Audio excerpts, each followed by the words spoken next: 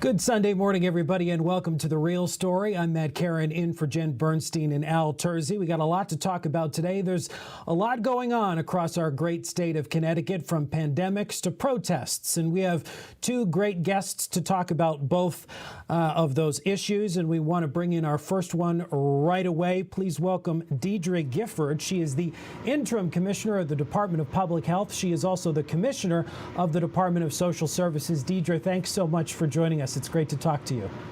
Thank you, Matt, for having me. I'm happy to be here. So I want to jump right in. There's a lot going on and you're very busy. You know, we talked about this dual role that you have sort of taken on.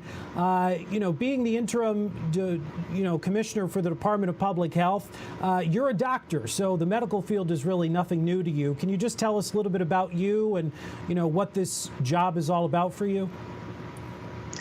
Sure, I'd be happy to. So yes, I trained as an obstetrician gynecologist, but I have always at the same time studied and worked in public health. I actually got my bachelor's degree way back when in public health from University of California. And then when I finished my OB training, did a master's degree in epidemiology also at UCLA, and have spent my career in a combination of public and private work, focusing on healthcare delivery, healthcare quality improvement, and payment changes that we can make to improve the quality of care and the healthcare of populations. So I was delighted and honored when Governor Lamont asked me to serve as the acting commissioner of the Department of Public Health. It is a busy time, but there are a lot of ways that social services and public health can work together. So I'm focusing on, in addition to the pandemic, thinking about ways that we can coordinate and collaborate across the two agencies. Yeah, so you just mentioned it. This is a historic time. I want to get into it. We are, as you know, in the middle of a pandemic. Luckily, seem to be on that downward slope, at least for this first wave.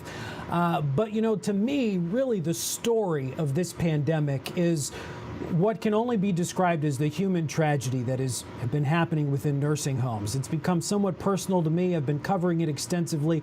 And when you total up those numbers, Deirdre, the numbers of deaths, not only nursing homes, but the assisted living facilities, and that equaling about 71% of the total COVID deaths in Connecticut. The number is just staggering. And my question to you is going to be very direct. And let me preface it just by saying I understand you were not, the commissioner when the pandemic started. But do you feel that the Department of Public Health and the state overall was flat-footed in our response to defend these nursing homes from the virus?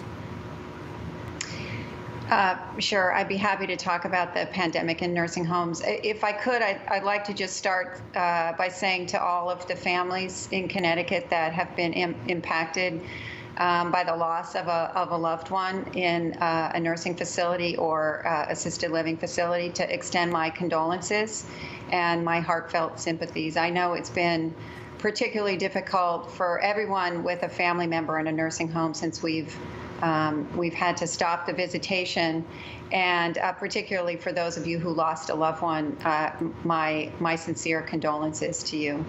As you mentioned, Matt, it has been for the whole country, but particularly in Connecticut, a very difficult time for nursing homes. Residents of nursing homes are medically fragile in many cases, many with cognitive issues. And these things make them particularly vulnerable to worse outcomes from a COVID-19 infection. In addition to that, the whole country was hampered by certain challenges that we're all now very familiar with at the beginning of the pandemic. We had limitations in testing. We unfortunately had limitations in personal protective equipment. And we were, as a country, really challenged, particularly in the early stages. And of course, Connecticut was one of the hardest hit states early on. So we did take a number of steps and continue every day to take further steps in the nursing homes to provide additional PPE to make sure we're out inspecting infection control processes and assisting the facilities in their infection control programs, making sure that they are following the guidance. We've also just completed a first round of testing every resident of every nursing facility, to even those that didn't have symptoms, so that we could properly group residents in nursing homes with either individuals who were not infected or individuals who were, and that's a practice that CDC recommends to cut down on infection. So, and as you know, the governor Deirdre, just recently. Yep, I was just going to mention the worker testing as well, that we're just also starting weekly worker testing in the nursing homes. And testing is certainly important. We hear that whenever we talk to people in the nursing homes. I wanted to ask you, Governor Lamont has had broad, sweeping executive powers from the beginning of this pandemic. And one of the things that he did do early on was offer immunity from civil lawsuits to nursing homes. But given the fact that DPH has levied more than $40,000 in fines for infection control violations, patient notification, do you think that that was really the right thing to do? Well, I certainly understand, the concerns and, in some instances, frustrations of families who've had loved ones impacted by this pandemic. It's a difficult question. I know many states have grappled with it, we have been making a lot of efforts to be very transparent in our inspection and citations. They're posted. We've changed our processes to post those findings of our inspections earlier than had been previous practice. So family members, they have the right to see if DPH has a finding in a nursing home, and we're making those available to the public earlier than we have done in the past.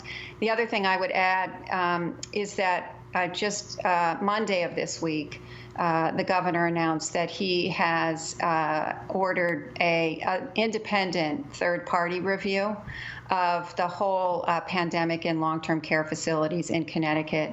So we will be soliciting an independent body with expertise, deep expertise in this area, to look at what happened, both from an epidemic standpoint, but also the preparedness of the state and the preparedness of the industry for this pandemic. And we want to do that because should we have a second wave, which we all know is a good possibility, should we have a second wave, we want to know in advance if there are things that we should be doing differently and things that we should be putting in place now to prepare for and prevent the kinds of outbreaks that we saw in nursing homes.